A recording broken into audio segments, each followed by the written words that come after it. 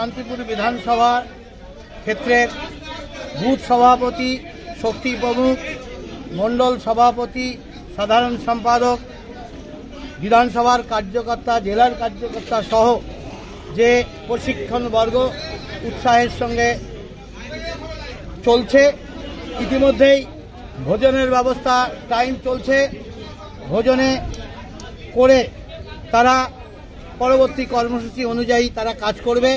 সারাদিন যে কার্যক্রম হলো এবং ব্যাপক উপস্থিতি এবং তাদের উৎসাহ উন্মাদনা বলে দিচ্ছে শান্তিপুর বিধানসভা ব্যাপক হারে ভারতীয় জনতা পার্টির প্রতীকে ভোট পড়বে।